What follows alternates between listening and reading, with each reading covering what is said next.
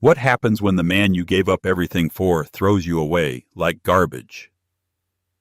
For Amelia Vance, this wasn't a nightmare. It was her reality. Her ex-husband Mark, a man dripping in designer suits and cruel intentions, stood in her dingy workplace, a smirk playing on his lips. He glanced at her stained apron, at her tired eyes, and laughed. "Still playing the starving artist, Amelia. I did you a favor. You were dead weight." He thought he'd left her with nothing but debts and shattered dreams. He was wrong. He left her with a fire. He had no idea that in the shadows a man worth billions was watching, and he wasn't just about to change her life. He was about to claim her right in front of the very man who tried to destroy her. This is the story of how a forgotten wife became a millionaire's bride. The scent of burnt coffee and bleach was the perfume of Amelia Vance's new life. It clung to her clothes, her hair, and settled deep into the lines of exhaustion under her eyes. Her world, once filled with the aroma of oil paints and turpentine in her sunlit studio, had shrunk to the four corners of the daily grind, a bustling but bleak downtown café. Here her artistic hands, which once coaxed life onto canvases, were now chapped and red from scalding water and harsh cleaning chemicals. Just 2 years ago she had been Mrs. Mark Vance, wife of the rising star in corporate finance. Their life had been a curated masterpiece of cocktail parties, charity galas, and weekend trips to the Hamptons. Amelia had been the perfect accessory, the graceful, cultured wife who charmed his clients and decorated their sprawling colonial home with impeccable taste. She had placed her own promising art career on a velvet-lined shelf, believing in his dream, in their dream. She'd managed their social calendar, raised their daughter Lily, and poured every ounce of her creative energy into building a perfect life for him. The cracks when they appeared were hairline at first. The late nights he blamed on work, the scent of a different perfume on his suit jacket, the cold indifference that replaced his once adoring gaze. Then the cracks shattered their life completely. He'd announced he was leaving her over a cold dinner of takeout sushi. There was someone else, Tiffany, a 24-year-old marketing intern at his firm with a surgically perfected face and an ambition that mirrored his own. The divorce was a brutal, systematic dismantling of her existence. Mark, with his team of ruthless lawyers, painted her as an unstable, financially irresponsible artist who had contributed nothing to his success. He argued that her hobby was a drain on their finances. The home she had lovingly decorated was sold. The joint accounts were emptied. The judge, swayed by Mark's polished performance and documentation of his sole financial contributions, awarded Amelia a pittance. She was left with a mountain of legal debt, a few boxes of personal belongings, and their 5-year-old daughter Lily, for whom she had to fight tooth and nail just to get primary custody. Now their home was a cramped one-bedroom apartment above a noisy laundromat. The living room doubled as Amelia's studio and Lily's playroom. A single mattress on the floor served as Amelia's bed, tucked into a corner. Lily had the bedroom, a tiny sanctuary Amelia tried to fill with fairy lights and colorful drawings to mask the peeling paint and rattling window frame. Every dollar was a battle. A trip to the grocery store was a complex mathematical equation of coupons and generic brands. A fever from Lily could mean a devastating choice between medicine and the electricity bill.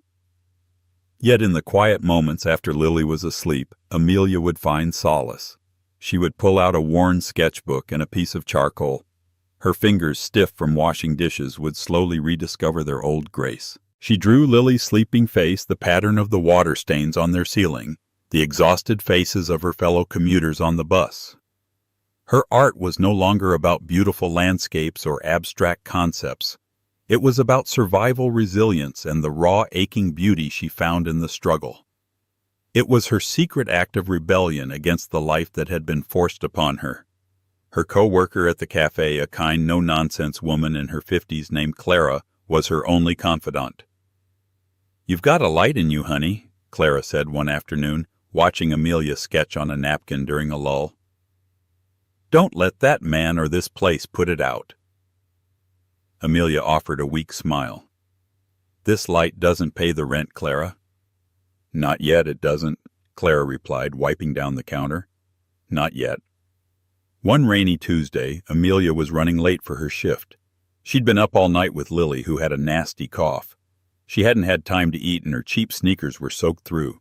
As she rushed behind the counter, her manager, a perpetually stressed man named Mr. Henderson, pointed a thumb toward a table in the corner. "Table 4 wants a word with you, Vance. And hurry it up."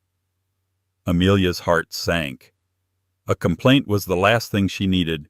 She smoothed down her stained apron, took a deep breath, and walked over, preparing her apology.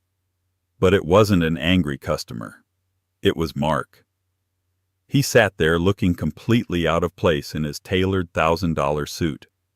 Opposite him, clinging to his arm, was Tiffany, dressed in a vibrant red dress that probably cost more than Amelia's monthly rent. They looked like they had just stepped out of a magazine, a glossy ad for a life Amelia no longer had access to. Mark's eyes roamed over her, a slow, deliberate appraisal designed to humiliate. He took in her faded uniform, her messy bun, the dark circles under her eyes. A cruel, satisfied smirk spread across his face. "Well, well," he said, his voice loud enough for the nearby tables to hear.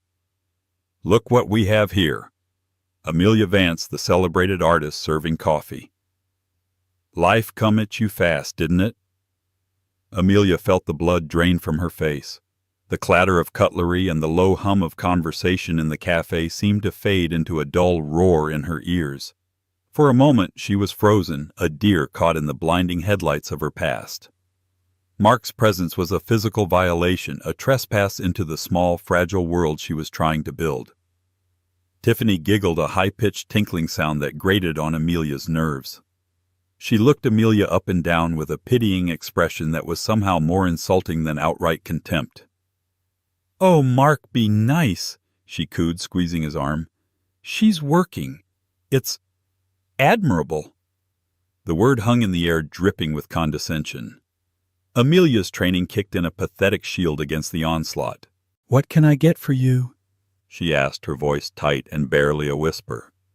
Mark leaned back, stretching luxuriously. "Oh, we're not here to order. We were just in the neighborhood closing a deal, a big one, and I thought I'd see how you were doing. Looks like you're doing just great." His gaze swept the sticky tables and the cracked linoleum floor. "Really landed on your feet." Each word was a carefully aimed dart. He was performing, using her as a prop to demonstrate his own success to his new partner. He was showing Tiffany the before, so she could better appreciate her after. "I'm fine, Mark." Amelia said, her eyes fixed on a point just over his shoulder. She could feel the stares of other customers. Mr. Henderson was watching from behind the counter, his arms crossed. "Fine," Mark chuckled.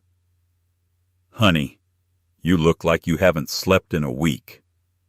And what's that smell, bleach? It's a far cry from your Chanel No. 5. He leaned forward, lowering his voice to a conspiratorial hiss. "I told you, Amelia, that art nonsense was a pipe dream. You should have listened to me. You had a good life, a comfortable life. You just weren't grateful enough." The hypocrisy was breathtaking. He had been the one to have the affair. He had been the one to walk away. He had systematically stripped her of every comfort, and now he was blaming her for her own hardship. The mention of her art was the cruelest cut. It was the part of her soul she had shared with him, the part he now stomped on with his expensive leather shoes. A spark of her old fire ignited in her chest.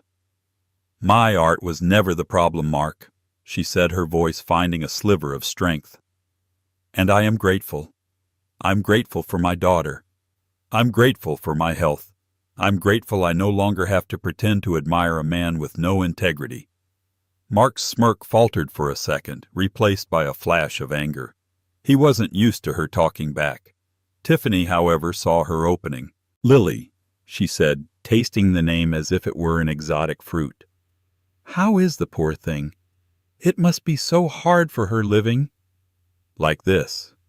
She gestured vaguely at the cafe. "Mark and I are looking at a new penthouse. It has a dedicated playroom with a view of the park. We'd love to have her over sometime, show her what she's missing." The threat was clear, a veiled custody jab. "We can give her a better life than you can." The fire in Amelia's chest blazed into a protective inferno. Her hands curled into fists at her sides. Before she could say something she might regret, a calm, deep voice cut through the tension. "Is there a problem here?" Amelia turned. Standing beside her table was a man she had noticed a few times before. He was a regular, usually sitting in the back corner with a laptop, always polite but quiet. He was tall and well-built, dressed in a simple dark sweater and jeans, the kind of expensive, understated clothing that screamed wealth more loudly than any designer logo. He had sharp, intelligent eyes and a quiet intensity about him. Mark eyed the man with disdain. "This is a private conversation. Mind your own business." The man didn't look at Mark. His gaze was on Amelia, a question in his eyes. "Ma'am, is this person bothering you?" The simple act of being seen, of being offered help, was almost enough to make her crumble. She swallowed hard and nodded, a tiny, almost imperceptible movement. That was all the man needed. He turned his full attention to Mark. His quiet demeanor transformed, carrying an unmistakable aura of authority. "You heard her. It's a private conversation she no longer wishes to be a part of. I suggest you and your guest leave." Mark bristled, his ego pricked. "And who the hell are you, her new boyfriend?" "Picking them up at the coffee shop now, are we? Amelia Classy." The stranger didn't rise to the bait. He simply held Mark's gaze. There was a chilling stillness about him, a promise of consequences that made Mark's blustering seem childish. "I'm a customer who wants to enjoy his coffee in peace, and your voice is beginning to bother me. Leave. Now." For a long moment a standoff ensued. Mark, used to being the most powerful man in any room, was visibly flustered by this stranger's unshakable confidence. He looked from the man to Amelia and back again. Finally, with a scoff, he pushed his chair back. "Fine. I've seen all I need to see anyway." He sneered at Amelia. "Don't come crying to me when you can't make rent. My offer to take Lily full-time still stands, for her sake." He grabbed Tiffany's hand and stormed out of the café, the little bell on the door jangling furiously in his wake. The café was silent for a beat before the normal chatter resumed. Amelia stood there, trembling, mortification and anger warring within her. She turned to the stranger, her face flushed. "Thank you," she whispered, her voice hoarse. "You didn't have to do that." He gave her a small, almost imperceptible smile. "No one deserves to be spoken to like that." "My name is Julian." He extended a hand. His grip was firm and warm. "Amelia. Amelia." He repeated, his eyes drifting for a moment to a small framed sketch hanging on the wall behind the counter. A charcoal drawing of rain-streaked city streets she'd put up to make the place feel a little more like her own. His gaze returned to her. "It's a pleasure to meet you properly." He released her hand, picked up his coffee cup from his table, and gave her a slight nod before heading for the door. As he left, Amelia was left with a profound sense of confusion, gratitude, and an unsettling feeling that this was not just a random act of kindness. There was something more in Julian's eyes, a flicker of recognition that she couldn't quite place. The humiliation of the encounter with Mark clung to Amelia like a shroud for days. His words echoed in her mind during the quiet hours of the night, fueling her insecurities. Dead weight, starving artist. I did you a favor. Was he right? Had she thrown away a life of comfort for a dream that was destined to fail? She looked at her daughter, sleeping peacefully, her small chest rising and falling, and the doubt turned to fierce resolve. She wouldn't let Mark's venom poison Lily's future. She channeled her anger and hurt into the one place she could control, her art. She started staying up even later after her exhausting shifts, sketching with a feverish intensity. She filled pages with the emotions she couldn't speak aloud, the shame of the café, the fury at Mark's arrogance, the fierce lioness-like love for her daughter. Her work took on a new depth, a raw, emotional honesty that had been missing from her more polished pieces from her previous life. A week after the incident, Julian returned to the café. Amelia's heart did a nervous little flip when she saw him walk in. He didn't sit at his usual table in the back. Instead, he came straight to the counter. "Amelia," he said, his voice as calm and steady as she remembered. "I was hoping I'd find you here." "Hi, Julian," she said, wiping her clammy hands on her apron. "Can I get you your usual—" "Actually, I'm here for another reason." He hesitated for a moment, as if choosing his words carefully. "I've been admiring your sketch on the wall for weeks." He nodded toward the charcoal drawing of the rainy street.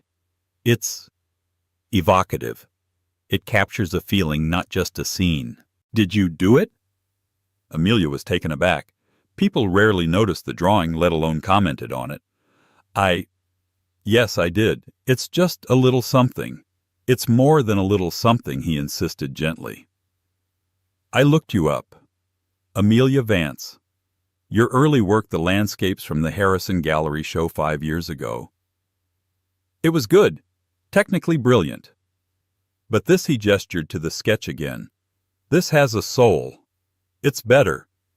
Amelia was speechless. He had researched her. He remembered a gallery show from half a decade ago, from a lifetime ago. He saw the evolution in her work, the very thing she had been pouring her pain into. "I own a commercial real estate development company," Julian continued, getting to his point. "We've just finished renovating a historic building downtown, the old Argent Tower. We've dedicated the main lobby as a rotating art space for emerging local artists. The first exhibition is in a month, and the artist we had scheduled just pulled out." He paused, his dark eyes holding hers. "I want you to be the artist, Amelia. I want to feature your new work. We'll cover all the costs, framing, lighting, catering for the opening night. We'll handle the press. All you have to do is create." The world tilted on its axis. It was an impossible offer, a life raft thrown to her in the middle of a stormy sea. Doubt immediately crept in. This was too good to be true. Why, she asked, the word coming out as a choked whisper. "Why me?" "Because talent like yours shouldn't be hiding in a coffee shop," he said simply. "It deserves to be seen." He handed her a sleek black business card. "Julian Thorne, CEO, Sterling Properties." The name of the company was vaguely familiar, but Amelia was too overwhelmed to place it. "Think about it," he said. "My assistant Elena will call you tomorrow to discuss the details if you're interested. I hope you are." With another small smile, he turned and left, leaving Amelia staring at the card, her mind reeling. Sterling Properties. The Argent Tower. It sounded impossibly grand. Could she do it? Could she produce enough quality work in just 1 month while juggling her job and Lily? The fear was immense, but it was eclipsed by a thrilling, terrifying flicker of hope. This was a chance, not just to make money, but to reclaim her name, her identity. To show Mark, to show the world, and most importantly, to show herself that she was not dead weight. She was an artist. That night she didn't sleep. Fueled by coffee and adrenaline, she spread a large canvas on the living room floor. She mixed her paints, the familiar, comforting smell filling her small apartment. And she began to paint. She painted the exhaustion of her fellow commuters on the 6 a.m. bus, their faces illuminated by the cold light of their phones. She painted the defiant joy of Lily splashing in a puddle. She painted the loneliness of her own reflection in the cafe window late at night. She poured all her pain, her anger, her love, and her fragile hope onto the canvas. For the first time in years, she felt truly, completely alive. The next day, Elena, Julian's assistant, called. She was professional, efficient, and incredibly kind. A contract was couriered over. The terms were beyond generous, a significant advance that would allow her to quit her job at the cafe immediately, a budget for materials that made her gasp, and a commission structure on any pieces sold that was heavily in her favor. It was real. Amelia walked into the daily grind 2 hours later. She found Mr. Henderson berating a new barista for frothing milk incorrectly. She took a deep breath, walked up to him, and handed him her apron. "Mr. Henderson," she said, her voice clear and steady, "I quit." For the next 4 weeks, Amelia worked like a woman possessed. She rented a small, dedicated studio space with her advance, a luxury that felt like a palace. Clara from the cafe would often bring her coffee and watch Lily for a few hours, marveling at the canvases that were piling up.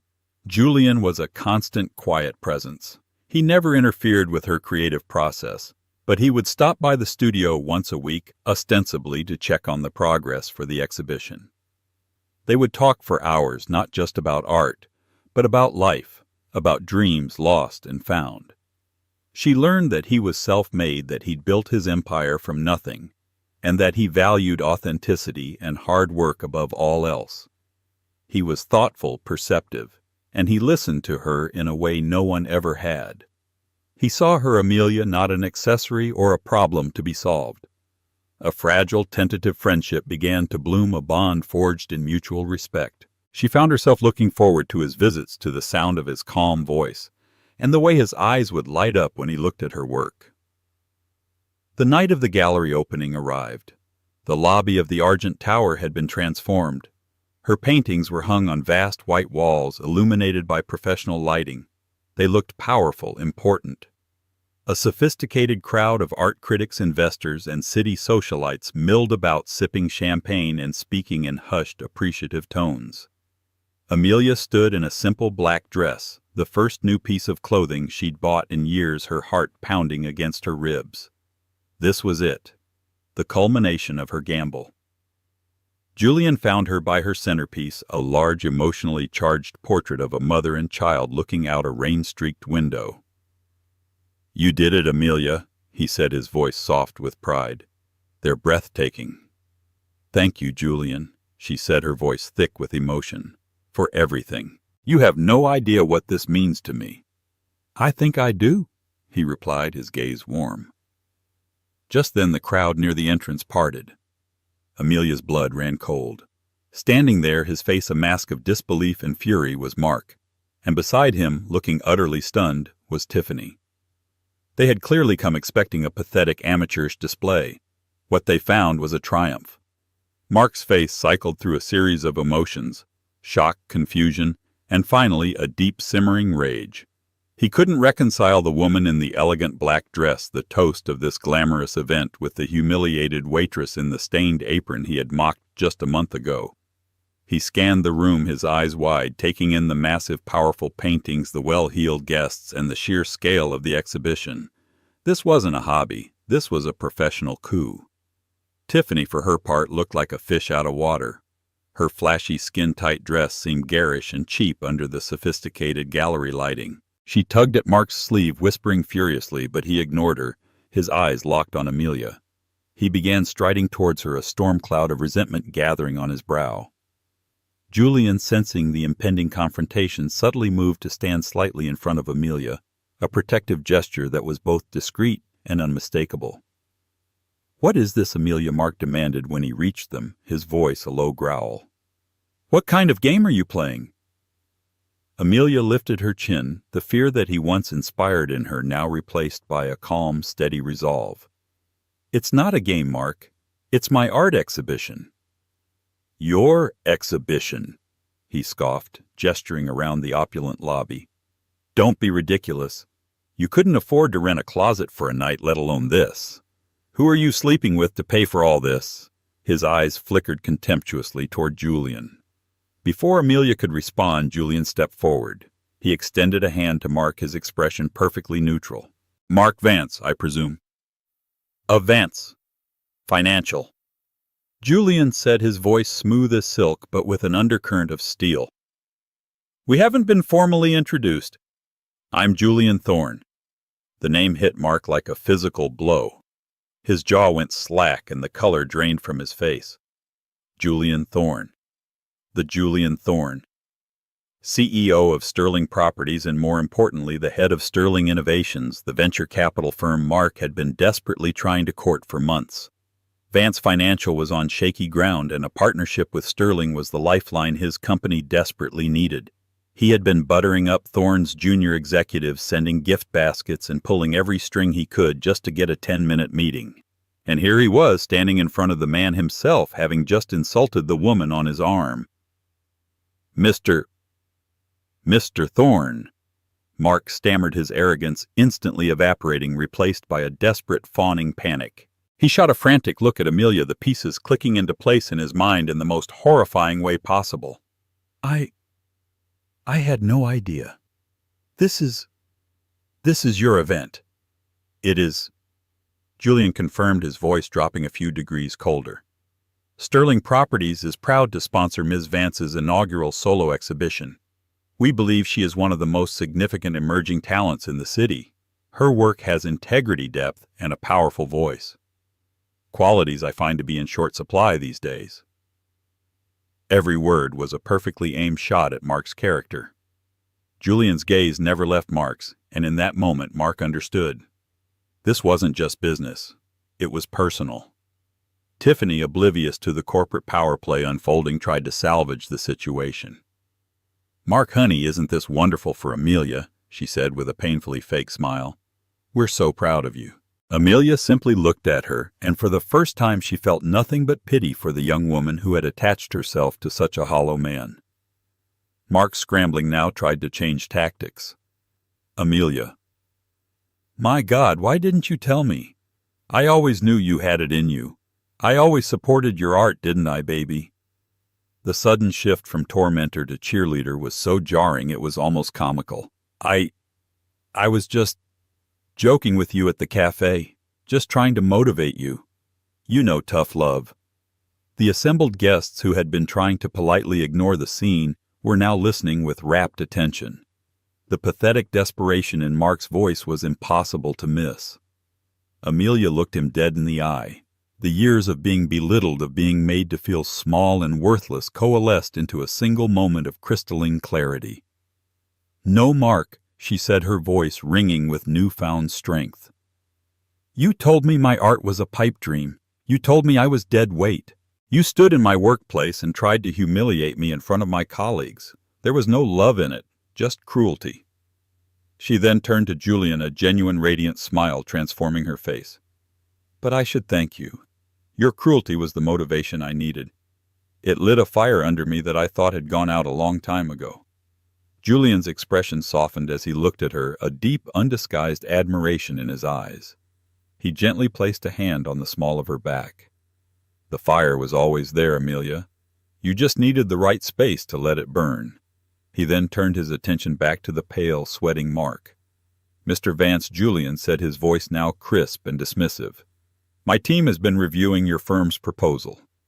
After this display, I can tell you with certainty that Sterling Innovations will not be entering into a partnership with a man of your character. We value integrity as much as we value profit. You, it seems, have neither. Now I believe you were just leaving." It was a public execution. Mark stood there, utterly destroyed, the architect of his own ruin. The hushed whispers of the crowd were like the rustling of his career's obituary. Without another word, he turned, grabbed a stunned Tiffany by the arm, and practically fled from the gallery, his power and prestige dissolving with every step. As the doors swung shut behind him, a spontaneous applause broke out in the room. It started with Clara, who had come to support her, and quickly spread. People weren't just clapping for the art, they were clapping for her victory. Tears welled in Amelia's eyes, not of sadness or pain, but of profound, overwhelming relief. Julian turned to her, his hands gently framing her face. He wiped a tear from her cheek with his thumb. "This is your night, Amelia Vance," he whispered, his voice for her alone. "The first of many." And in that moment, surrounded by her soul laid bare on canvases, under the warm and steady gaze of the man who had seen her when she felt invisible, Amelia knew he was right. This wasn't an ending. It was a beginning. The aftermath of the exhibition was a whirlwind. Mark's public humiliation at the hands of Julian Thorne became the talk of the town's financial and social circles. News of his failed bid for the Sterling partnership spread like wildfire, causing his investors to panic. His company, already on unstable footing, began to crumble. Within weeks, Vance Financial was facing a catastrophic collapse. Mark, the man who defined his worth by his wealth and status, was losing both at an astonishing rate. Amelia, conversely, was skyrocketing. Her exhibition was a critical and commercial success. A glowing review in the city's most prestigious art journal hailed her as A powerful new voice painting the beautiful, brutal truths of modern survival. Collectors clamored for her work. By the end of the week, every single piece from the show had sold, earning her a sum of money that was truly life-altering. She was no longer just surviving, she was thriving. The first thing she did was move. She found a beautiful, light-filled two-bedroom apartment in a safe, quiet neighborhood with a good school for Lily. One of the bedrooms became her dedicated studio, a real one with vast windows overlooking a park. Watching Lily run around her own spacious room squealing with delight was a joy so pure it brought tears to Amelia's eyes. She paid off her legal debts, bought a reliable car, and set up a college fund for her daughter. She had built a fortress of security for them brick by brick with her own two hands and her own talent. Her relationship with Julian deepened, evolving naturally from friendship and mutual respect into a slow-burning, tender romance. He was unlike any man she had ever known. He was patient, kind, and deeply supportive of her career. He celebrated her successes as if they were his own and provided a quiet, steady presence on days when the pressure felt overwhelming. Their dates weren't extravagant displays of wealth, but intimate moments of connection. They'd spend hours in museums discussing the nuances of a Rembrandt or a Rothko. They'd take Lily to the park on Sundays, Julian pushing her on the swings with a genuine smile on his face. He fell in love not just with Amelia, but with her small, fierce family. Lily, who had been cautious and shy since the divorce, adored him. She would crawl into his lap with a picture book, and he would read to her with a gentle patience that melted Amelia's heart. One crisp autumn evening, about 3 months after the exhibition, Julian took Amelia to the construction site of his latest project. It was a towering skyscraper that was still just a steel skeleton against the twilight sky. They took a construction elevator to the top floor, the wind whipping around them. The view was spectacular, a glittering tapestry of city lights stretching to the horizon. "It's beautiful," Amelia breathed, clutching his arm. "I wanted to show you something," Julian said, leading her to a specific corner of the unfinished floor. He pointed downwards. "From right here you can see the café where you used to work. And over there, that's the courthouse where your divorce was finalized. And that little speck of light, that's the park near your old apartment." He turned to face her, his hands finding hers. "I wanted you to see it all from up here, Amelia, to see how small it all looks from a new perspective. You've risen so far above it." Amelia felt a lump form in her throat. He understood. He saw the whole arc of her journey, the pain and the triumph. "I didn't do it alone," she said softly. "You gave me the chance, Julian. You saw me when I thought I was invisible. I saw an incredible artist and an even more incredible woman." He replied, his voice earnest. "I just opened a door. You were the one who had the courage to walk through it and build a whole new world on the other side." He reached into his pocket and pulled out a small velvet box. Amelia's heart stopped. "I know it's fast," he began, his usual confidence replaced by a touching vulnerability. "But I've never been more certain of anything in my life. I don't want to be the man who just opens doors for you, Amelia. I want to be the man who walks through them with you for the rest of our lives. I want to build a family with you and Lily. I want to wake up to your smile every morning and be the man who deserves the love of a woman as strong and brilliant as you." He opened the box. Inside was a stunning, elegantly understated diamond ring. Its simple, clean lines reminded her of his own character, strong, classic, and without pretense. "Amelia Vance," he said, his eyes searching hers in the fading light. "Will you marry me?" Tears streamed down her face as she nodded, unable to speak. "Yes," she finally whispered. "Yes, Julian. 1,000 times yes." He slid the ring onto her finger, a perfect fit. He drew her into his arms, and they kissed high above the city that had witnessed her fall and her extraordinary rise. The ghosts of her past were now just distant lights in a city that lay at her feet, a city where she was finally home. News of Amelia and Julian's engagement made quiet ripples through the circles they now inhabited. It was a testament to their private nature that it wasn't a splashy media announcement, but a happy truth shared with close friends and family. For Amelia, it was the final, beautiful brushstroke on the new canvas of her life. She was commissioning new works, planning her wedding, and most importantly enjoying the simple, profound joy of a stable, loving home with Lily and Julian. But the past, as it often does, had one last card to play. One afternoon, Amelia received a registered letter. It was from Mark's lawyer. Her heart seized with a familiar dread, but as she read, dread turned to disbelief. Mark was suing her. He was petitioning the court for a new settlement, claiming that she had hidden significant earning potential during their divorce proceedings. He argued that her recent success was proof that she had maliciously misrepresented her financial situation and that he was therefore entitled to a substantial portion of her art sales and a reduction in his child support payments, which she knew he had often paid late anyway. It was ludicrous, a desperate, pathetic money grab from a drowning man. Julian's lawyers assured her it was an open and shut case that would be laughed out of court, but the violation of it stung. Mark was trying to claim ownership of her triumph to taint her success by framing it as a deception against him. The court date was set. Julian insisted on coming with her. His hand a warm, steady presence on her back as they walked up the courthouse steps, the same steps she had walked down 2 years prior, feeling utterly broken and alone. Mark was already there standing with his lawyer. He looked terrible. His expensive suit hung on a frame that was thinner and more stooped. His face was sallow, his eyes holding a haunted, desperate look. The swagger was gone, replaced by the sour stench of failure. Tiffany was nowhere in sight. Amelia had heard through the grapevine that she had left him as soon as the money started to dry up. When he saw Amelia looking poised and radiant in a sharp, well-tailored dress with Julian Thorne by her side, a flash of the old, bitter resentment sparked in his eyes. They sat on opposite sides of the courtroom, a sterile, wood-paneled room that held so many painful memories for Amelia. Mark's lawyer began spinning a wild tale of Amelia's deceit, painting her as a cunning schemer who had plotted her success in secret to spite her ex-husband.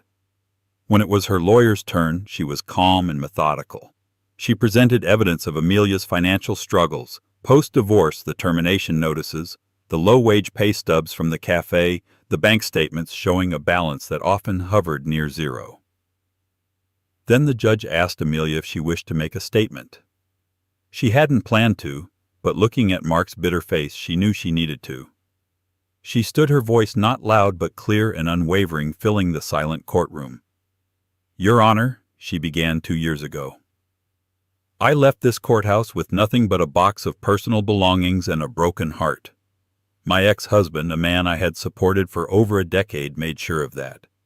He called my passion, my art, a hobby and a drain on finances. He told me, and I quote, that I was dead weight he was glad to be rid of." She paused, letting the words hang in the air.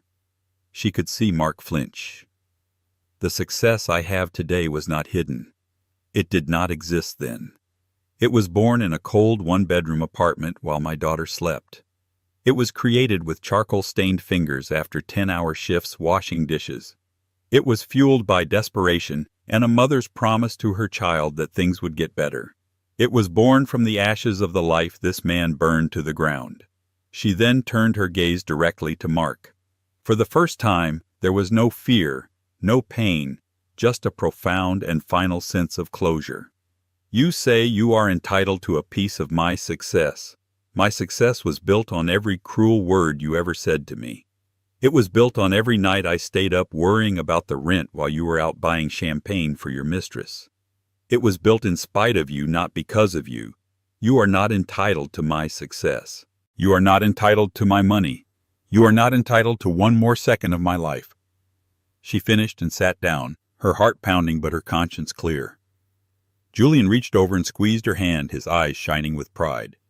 The judge, a stern-faced woman who had seen it all, looked at Mark with an expression of utter disdain. She took no more than a minute to deliberate. "Mr. Vance," she said, her voice sharp as glass, "not only is this petition denied, but I find it to be frivolous, vindictive, and an abuse of the court's time. I am ordering you to pay for Ms. Vance's entire legal fees for this matter." Furthermore, I will be launching a review of your compliance with the existing child support order. This court does not take kindly to parents who use their children as pawns in their bitter games. We are adjourned." The gavel fell with a sharp crack, a definitive final sound. It was over. Truly over. Mark sat there utterly defeated, his face ashen. He had lost everything. His company, his mistress, his reputation, and now this final pathetic attempt to claw something back from the woman he had so carelessly discarded. Amelia and Julian stood up and walked out of the courtroom, not looking back. As they stepped out into the bright sunshine, Amelia took a deep breath of the fresh, clean air. She was free. The last chain linking her to her old life had been broken. Ahead of her was only the light, her future, her family, and a canvas waiting for the next beautiful chapter. A year trickled by each day, a gentle brushstroke adding color and light to the canvas of Amelia's new life. On a perfect June afternoon, when the sun hung in the sky like a dollop of golden paint, she stood before a full-length mirror in a quiet room of Julian's country estate. The woman looking back at her was almost a stranger. The haunted, exhausted shadows that once lived beneath her eyes were gone, replaced by a serene confidence. Her hair, once perpetually tied back in a messy, functional bun, now fell in soft waves over the shoulders of a simple, exquisitely cut wedding gown. Lily, a vision in a simple white dress with a wreath of daisies in her hair, came and wrapped her arms around Amelia's legs. "You look like a queen, Mommy." Amelia knelt and cupped her daughter's face, her heart swelling with a love so fierce it almost hurt. "You know what?" she whispered, her voice thick with emotion. "Today I finally feel like one." She thought of the woman in the stained apron reeking of bleach and defeat, and sent a silent wave of gratitude to her past self for not giving up. There was no grand cathedral, no pomp or circumstance. Her aisle was a path mown through a field of wildflowers buzzing with the contented hum of bees. At the end of it, standing under the ancient sprawling branches of a majestic oak tree, was Julian. As she walked toward him, the breeze catching her veil, she saw the look on his face, not just of a man watching his bride approach, but of a partner witnessing a triumph he had the privilege to share. It was a look of profound respect, of boundless admiration, of a love that was a quiet, steady anchor in a world that had once been a raging storm. Their vows were not filled with flowery, archaic promises. They were a conversation, a pledge exchanged between equals. He promised to always champion her talent, to be the steady rock upon which she could build her dreams. She promised to always honor his integrity, to be the partner who would challenge and inspire him. They spoke of building a home, not just a house, and of raising Lily in a fortress of love and security. When they kissed, it was not the closing of a fairy tale, but the opening of a real and beautiful life.